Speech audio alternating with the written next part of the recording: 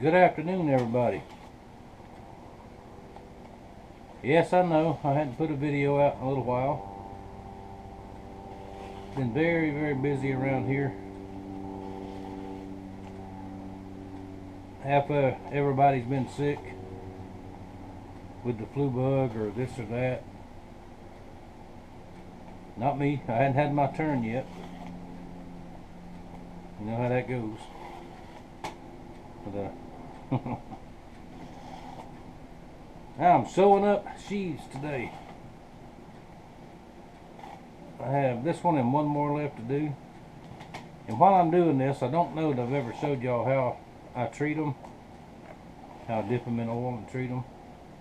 And we'll see that in just a few minutes. But have not been fishing. I know a lot of people tune in to see the fishing. I have not had a chance to go. The weather has still been bad. Weather-wise, today would be a good day to go. But the water is very high everywhere, very muddy after all the rain. Yesterday was an absolute, what I like to call a stinker. It started raining at daylight. And it cleared up and quit just about dark. I mean, it rained, cold wind blowing, and the results today is high muddy water, which it'll clear out in a few days, so no big deal. We'll get out probably next week. Long rain forecast is showing not perfect weather, but maybe I can drag a day or two out and do some fishing. The boat is put back together for now with the little motor. Haven't done anything else with the 50. I'm waiting on several things to happen so I can get some more parts, that water pump and all that I gotta get. I don't know if I'm gonna get just an impeller or if I'm gonna have to get a whole kit. I'm gonna have to crack it open, take it apart and see. I should be able to get by with just an impeller. And while I'm at it, there's a tube that actually carries the water up.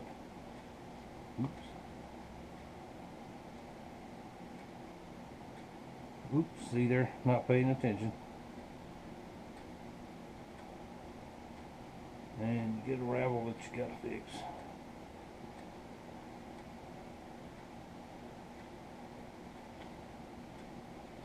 But anyway, good chance that tube has got critters in there, dirt daubers or whatever. So while it's all taken apart, it might be just as well to go ahead and replace that. It's not a big deal. I mean, it's not a real expensive thing. But we're going to go ahead and do all that too. Because once it hits the water, I want to be able to use it and not have to work on it and mess with it and all that type of thing. So we'll cut this.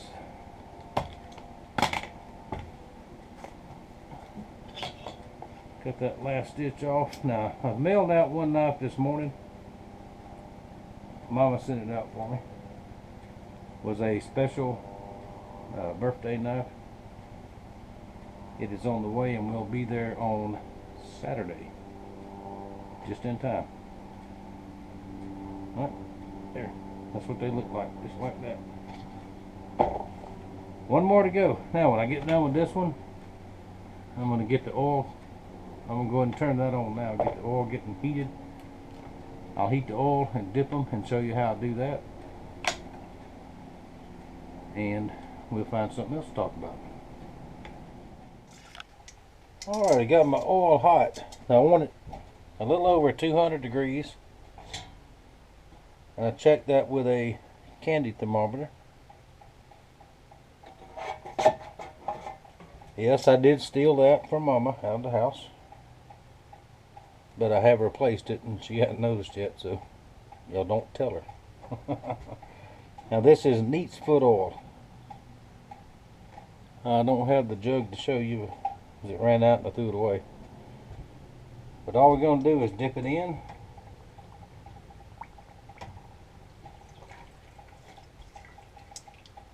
Let it drain off. See, that's what puts that nice color on this leather. I don't use any dye, anything like that, unless somebody wants something black sheaths, and I'll dye it, but then it goes through the same process. Hanging on one of them pegs right there. There's another one. And this oil will waterproof it, condition it, and soften it.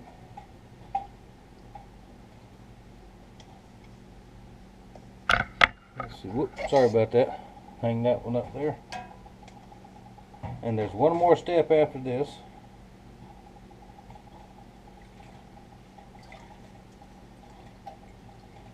And after these dry, it takes about probably 45 minutes, maybe an hour, for everything to soak in real good and cool down, because it's very hot. Let's move this camera back just a little bit so you can see the way I've got them hung up there.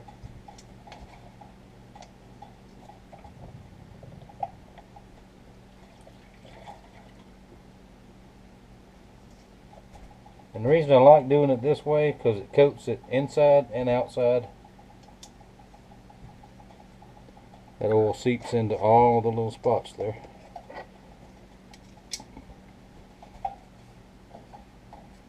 Next step, turn the burner off, unplug it. I made a mistake one time and forgot to do that. Got to goofing around, went inside, came back out, and the shop was full of smoke. This was just absolutely boiling. And whatever the flash point is, I'm glad it didn't reach it, because that could have burnt the shop down. Now this pan is just a plain old roasting pan, turkey pan, that I also borrowed out of the house, so don't tell on me. If she finds out, I know where it came from. So and a standard plain old, let's see, here's another one over here, Dollar General hot plate. That's all that is. No big deal. Now we'll let those dry good, and I'll show you the next step here in just a little bit, and then we'll wrap this thing up for today. Alright, they've dried for almost an hour. Now I'm going to show you how I burnish the edges, and I've done this forever. And what this will do, it'll pull the oil back out of it and slick off this joint here. Then I'll run around all over it and see what it looks like. Now the camera might shake when I turn this on, but and y'all excuse my mess. This is the messiest table I have in the shop. But let's see what happens.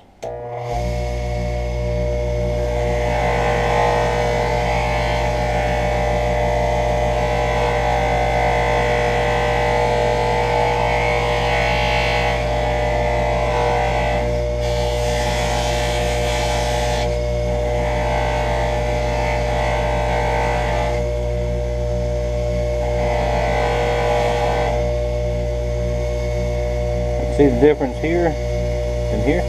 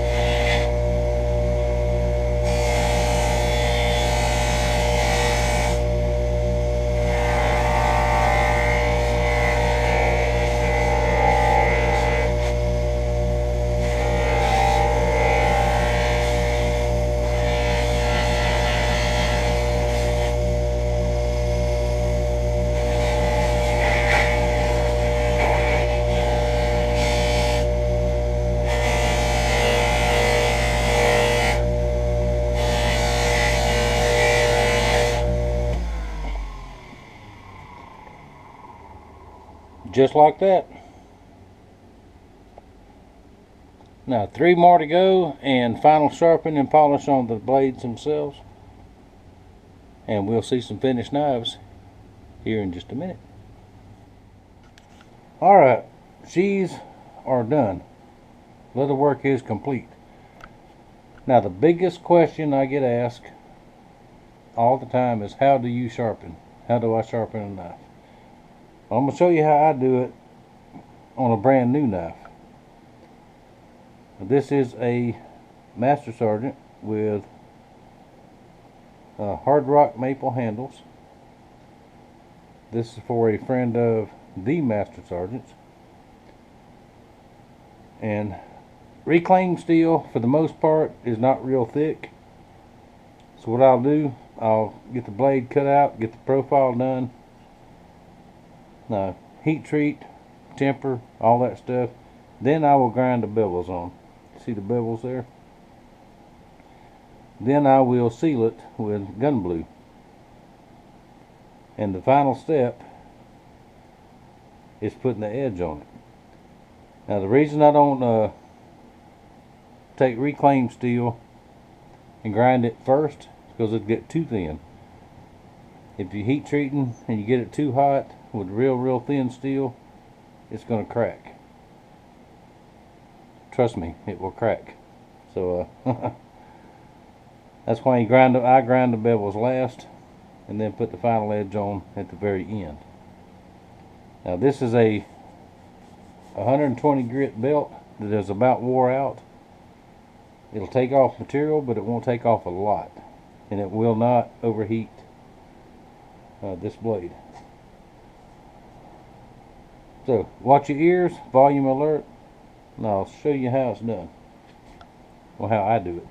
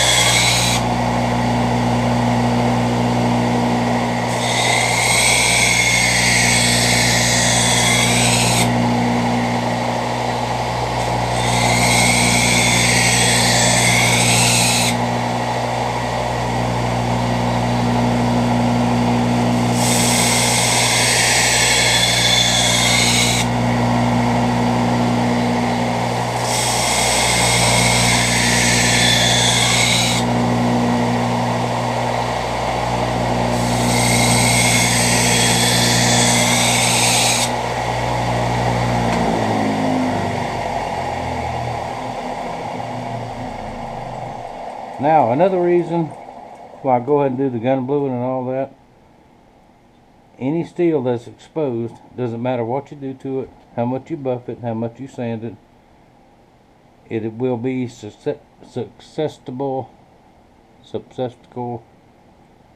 what's that word? It might rust. So the least amount of steel you have showing, the better. Now I've got a burr right up here. Now I'm going to take a file, just a plain old file, and cut that burr off. Then it goes to the Arkansas stone and the leather strop. And it's sharp now, but it'll be sharper when we get done. And so let's move over here to the workbench, and I'll go ahead and show you that on this one right quick.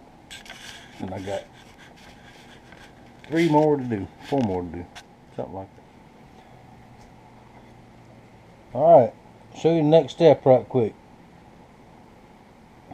the burr is on this side. I'm going to take this file, plain old flat file, and I'm going to cut that burr off of there.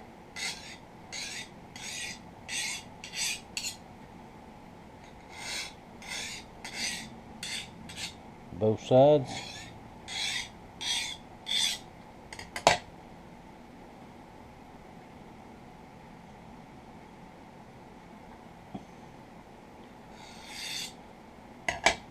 Alright, burr's gone. Now we're going to put it on the Arkansas stone. Put some oil on there.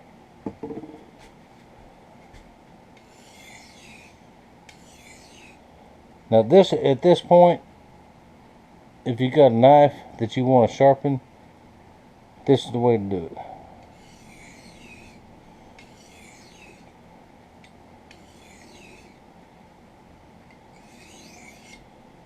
Go back and forth like that.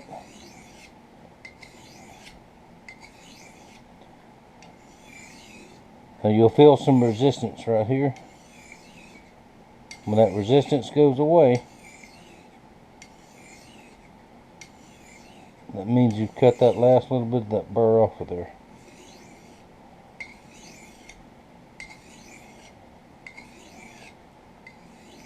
Now at this point you can go as sharp as you want to.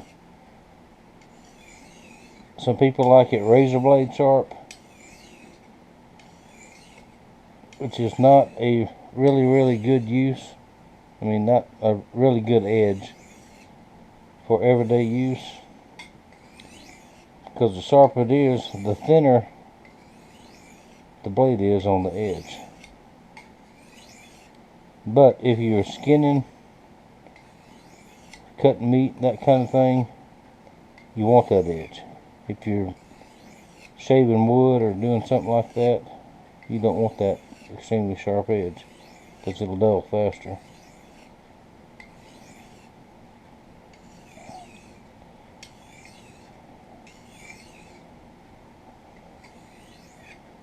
Alright, the blade's just gliding across there now, so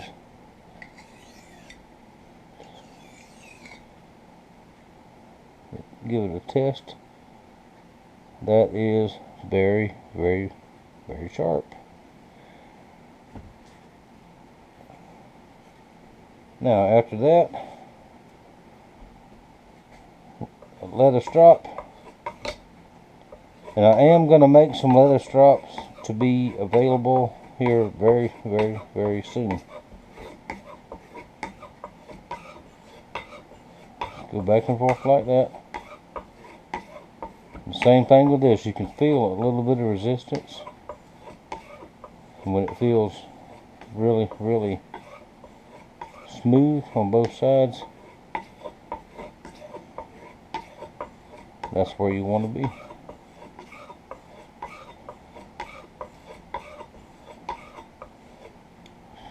Okay, I can feel a little bit more in there.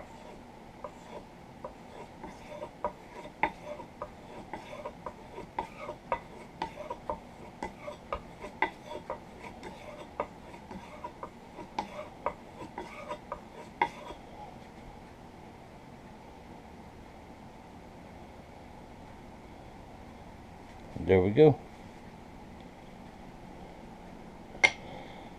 That is sharp enough to do anything you want to do with it.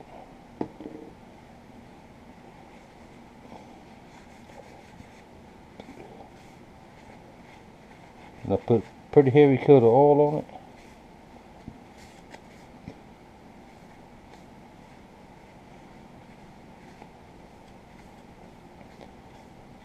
Mainly for shipping purposes, because you know it gets, during shipping it gets damp and whatever. I have seen them get wet, the envelopes and all this. Let's see, that one is ready to go to its new home. Now this is the sheath for this one. This is a Master Sergeant sheath that he made. Just like that. And that's all they are to it.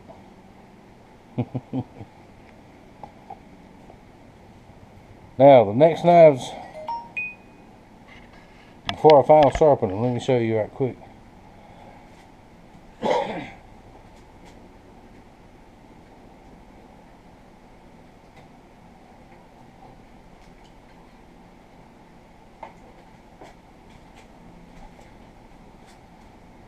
Alright, all that's left on these is final sharpening. Sheaths are done.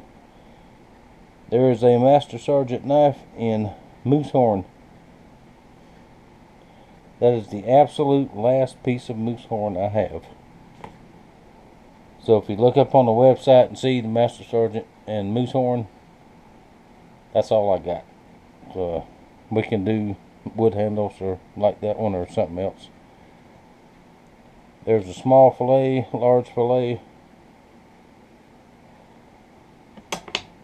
and another large fillet. Now, that'll get me all caught up here in about probably another hour.